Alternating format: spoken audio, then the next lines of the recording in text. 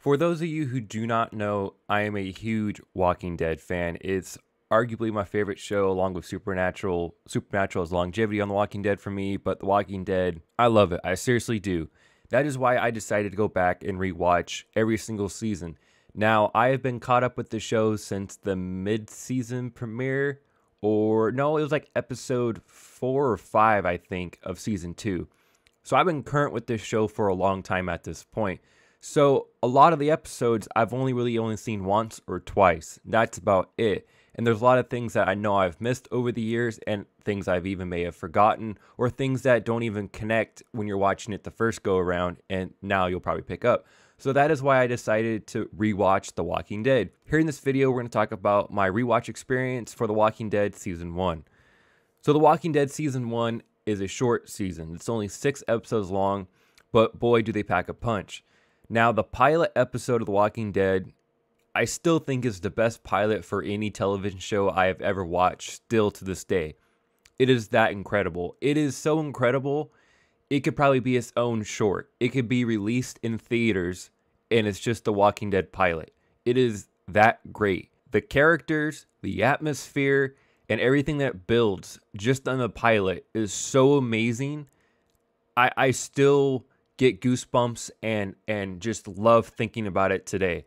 Like, it's such a great episode and such a great start to a wonderful show. Now, I love the little flashbacks. I love how the episode opens. I love how he meets Morgan. I love how they learn about the zombies. Everything about the episode is just wonderful. It seriously is.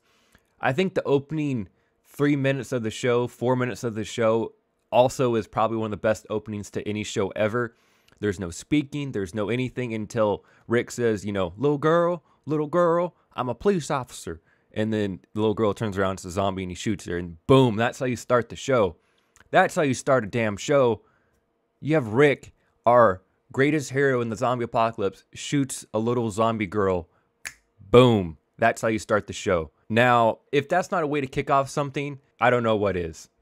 I don't know what is, because it catches your attention.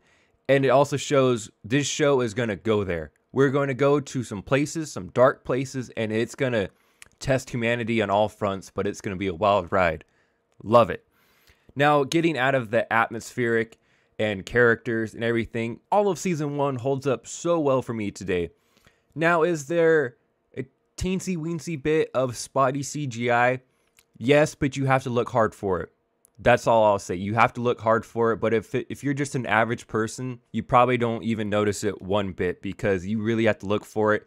And the spots that you can kind of tell, it's not even that big of a deal because it's such a wide shot. It's like in a corner. You can't even tell. Now, let's get to the real thing of Season 1 that's different than the rest of the seasons other than the season itself being shorter. So if you're a Walking Dead fan, you know this already, but I have to talk about it. The zombies are a lot different in Season 1 and the very beginning of Season 2. The zombies have more mind left in them, I guess. They have more of a consciousness, I guess you can say. They're able to grab things a little bit better. They can use their fists more. They can run quicker. Hell, they even use objects to break down the glass door in that department store that they're all in. Now, some people love when zombies are quick and they're a little bit smarter, and I am the complete opposite of that. I don't like my zombie movies to be quick and smart and intelligent and stuff. I love, and I can't express this enough, I love the Walking Dead zombies. I love how they're a huge threat when they're all together, when they're in a herd, but when they're by themselves, they're really not that big of a threat. But if you don't realize that they're a threat, they can still kill you even if they're a weakling zombie. Like, they still can devour you. But I don't like when they're super quick or have super strength and all this stuff. I don't care for that. Now, Season 1 and the beginning of Season 2, it's okay. It doesn't bother me all that much, but I just like where the zombies went kind of from the, I would say about the halfway point of Season 2 into where we are today. I like that direction of the zombies a lot more than what they were in the beginning of the show. Because even in the comics, if I remember correctly, they never used objects like they did in the beginning of the show. I could be incorrect, but I'm pretty sure about that. Another thing too about Season 1 and Season 2 that I noticed, because I watched Season 2 already, which that's another video coming, is There's so much more gore and blood splatter. Oh my gosh, I miss it so much. I miss all that gory stuff in The Walking Dead so much. Now, I know we still kind of get it, but the show says that they didn't do this, but they totally did. When everyone just complained and moaned and just were just relentless about it to the show after they killed Glenn and Abraham, especially Glenn, the show did dial it back a little bit. They tamped down their goriness, and I still cannot stand it. I still don't have the words for it. It just really, really bothers me that people don't understand the show and that it's a show rated for mature adults, and there's going to be horrible situations with gore and zombies and blood and guts and death, and they still get all upended about when someone has that happen to them. And I know Glenn was a favorite character of a lot of people and stuff, but it's the world. I mean, at this point, this is the world of The Walking Dead. Bad stuff happens all the time, and gory stuff happens, and I hate that they really tamped it down the last few seasons. I don't like it. But going back to the first few seasons, oh man, is it great to see the headshots, the zombies, the blood spurting everywhere. It's so great. I love it. That just adds to the show. Now, does it make the show? No, not even a little bit. But it adds to the show so much, and it makes it that much better. It just adds to the grittiness and the realness and overall awesomeness of the show, in my opinion. All right, let's get into some of the characters in season 1. Now, pretty much every character in season 1 is dead except for Daryl and Carol. I know Rick is still alive, but he's not on the main show, so I'm not really going to count him right now. But pretty much everyone's gone at this point here going into season 10 of The Walking Dead. But it is awesome to see so many characters that we grew to love, especially Glenn, Rick, old Daryl, Andrea, even Jackie, T-Dog, Jim, Merle, Lori, Carl. I'm sure I'm missing some, but Shane, of course, can't forget Shane. Just all those characters, it's just really great to see. And it's really funny to see how some things panned out so early on, because it's just so different to see the characters like Rick caring about not killing the living early on in season 1, or him feeling bad about leaving Merle on the roof, and all that stuff. I still think Rick today would feel bad about doing something like that to like Merle, but Rick has no issue killing people at this point. We all know that he will protect what is his, and it's that simple. But some funny things that caught my eye, and I actually have a whole notes opened up on my phone here that I'm keeping notes while watching this. It is so weird to see Carol, this little mousy, abused housewife Carol, compared to the badass that she is today. It is so weird to see her so timid and afraid of everything. And okay, so if you're a real Walking Dead fan, you know this already, but Laurie Holden, the actress who plays Andrea, did sign a 7-year contract with The Walking Dead when they started the show. They originally had the comic arc going through, and Rick and Andrea were going to get together and so forth. When they started the show, that was the original plan, to really hold true to the comic. Well, obviously, that didn't happen. They killed her in season 3.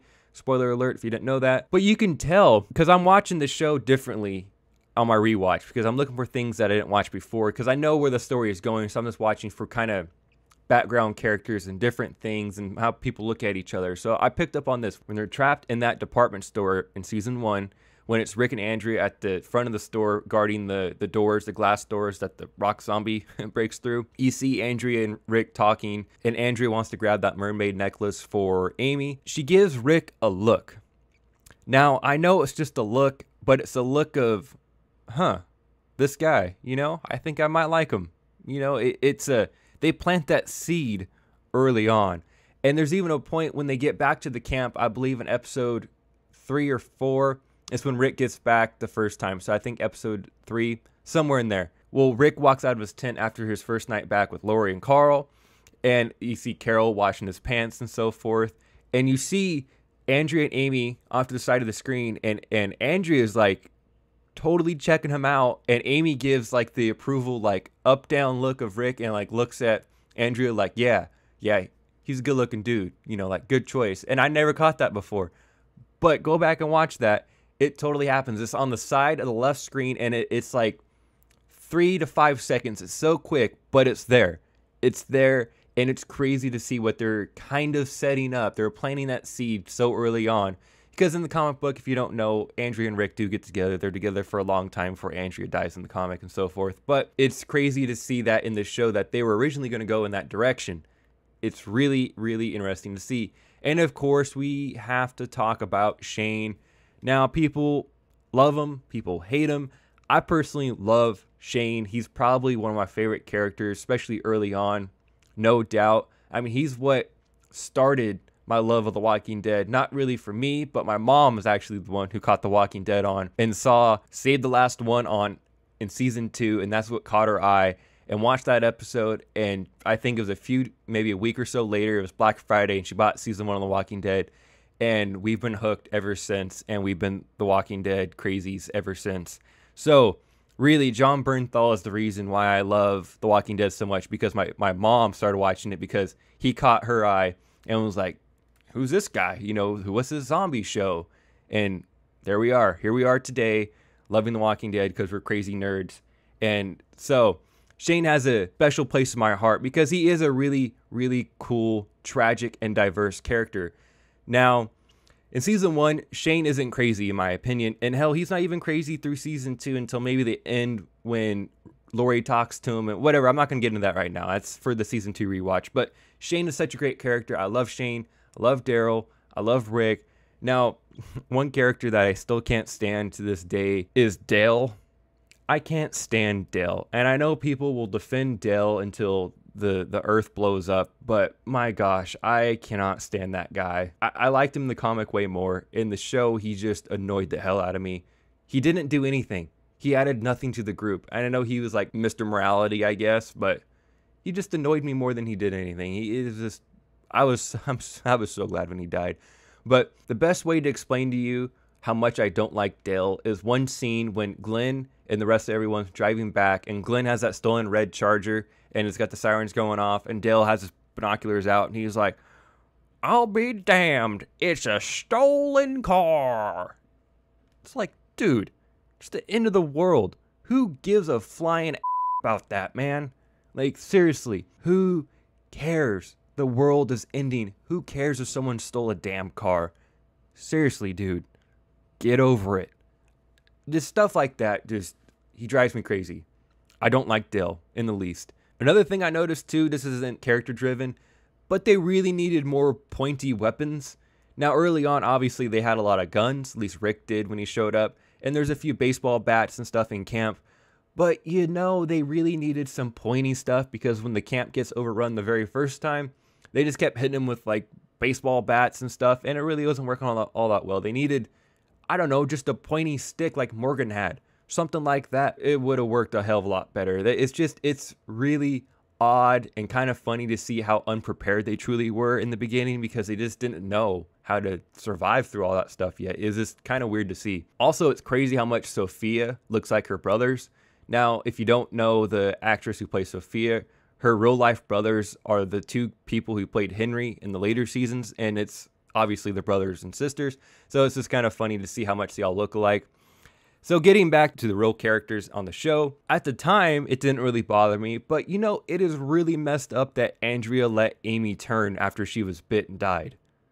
Like, how messed up is that? Like, she could have prevented Amy from turning, and you know, Amy could have died as Amy, but no, she let her turn. Like, how screwed up is that? Like, I didn't think of that when I first watched it. It didn't bother me, but you know, as we have progressed in The Walking Dead, like, that kind of bothers me that she did that. Like, that's really messed up. Another thing between the characters, so when Shane and Rick kind of start to have their first conflict, when everything kind of starts popping off at the camp in season 1, Shane should have just leveled with Rick. Just was like, dude, you know, like, I thought you were dead. Like, I was in the hospital. I was trying to save you. Like, I was there for you, brother. Like, I was there, and I felt your heart stop when the power went out. Like, how are you here? You know, I feel horrible for what I've done. You know, like, he should have just leveled with Rick. And I still think, you know, a lot of it could have been forgiven. And I think Rick did forgive him early on for what he did with Lori, because he kept Lori and Carl safe. And, you know, at the end of the day, that's all that really matters, right? And I think Rick didn't mind because, okay, Lori thought he was dead. And, you know, in times of crisis and controversy, you know, they comforted each other, in which, you know how they did it. You know, they created Judith.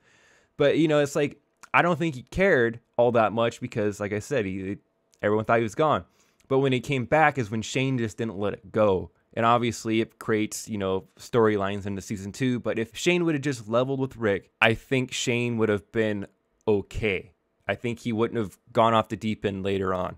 I truly do. I truly think that if they would just leveled with one another, it would have worked out okay for both of them. Obviously, that doesn't happen in the show because conflict is king and so forth, but you get where I'm coming from. Another thing that I picked up on that I didn't pick up on originally, when Jim is dying after he is bit, when the camp is overrun, when he's in the RV, he's talking to Rick, and Jim's kind of all delirious, but then he's like, Rick, I'm clear now.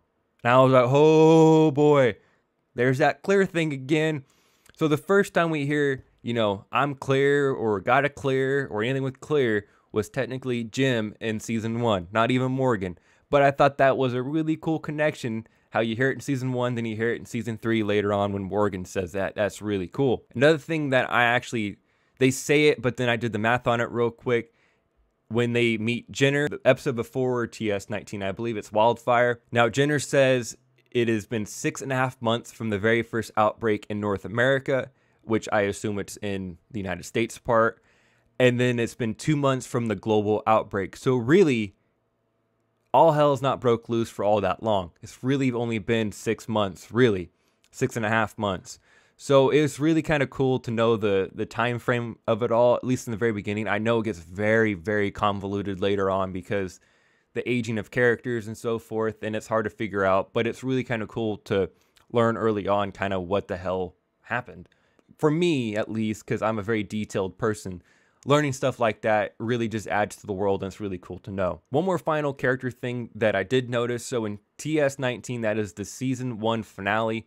That was when Rick finally put on his famous black pants. I know this may not be a big deal to a lot of people, but I'm sure a lot of you have noticed that Rick wears the same black pair of Levi's from that episode until his very last episode in season 9. And it's just one of those cool detailed things that I was waiting. I was like, when does he put them on? Because I thought he put them on a little bit sooner, but that's the episode he puts them on. And that is when Rick becomes kind of the Rick we know, you know, when they leave the CDC.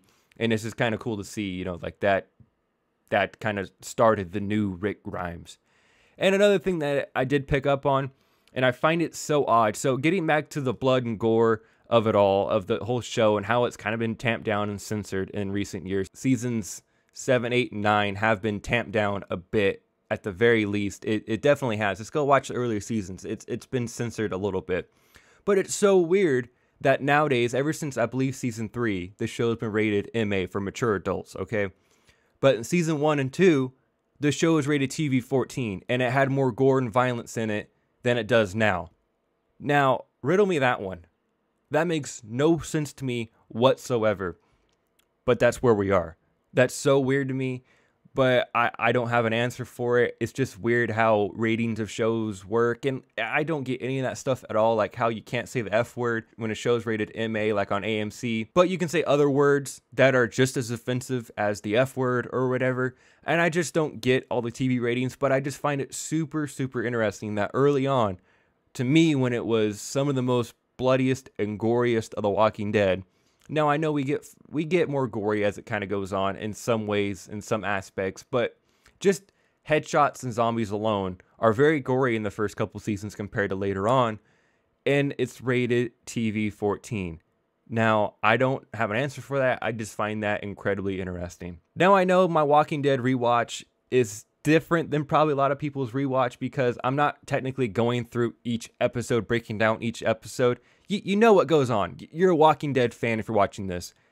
You know what goes on. I'm just looking for minute and different details that have caught my eye on my second, third, possibly fourth rewatch for some of these episodes. Now, these are all the things that kind of caught my eye and that I found super interesting. Now, let me know down below in the comment section.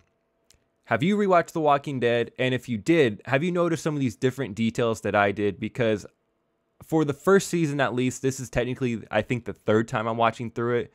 But for seasons 2 and on, I've only seen some episodes from season 2 more than once, and a couple from season 3. And after that, I've only seen most of the episodes once. There's a few I've seen twice, but that's it. So a lot of this I'm only watching for the second time, and these are all the details that I'm catching on the second watch, especially, you know, years later, and you kind of know where the characters go. And I love watching the minute details going on in the background. So let me know down below if you caught some of these different things that I did, because I'm really interested if people kind of caught on some things that I did. And while you're down there, if you can like the video, that'd be greatly appreciated, because I plan on doing a rewatch for season 2 all the way through season 9. And you should also subscribe to the channel so you don't miss those reviews of season 2 through season 9, because these are a lot of fun. And I know you like The Walking Dead if you're watching to this point, so make sure to click the subscribe button. And until next time, guys, everyone have a great day. I really enjoyed making this video, and hopefully you guys will stick around to watch season 2 of The Walking Dead rewatch review. Alright guys, everyone have a great day.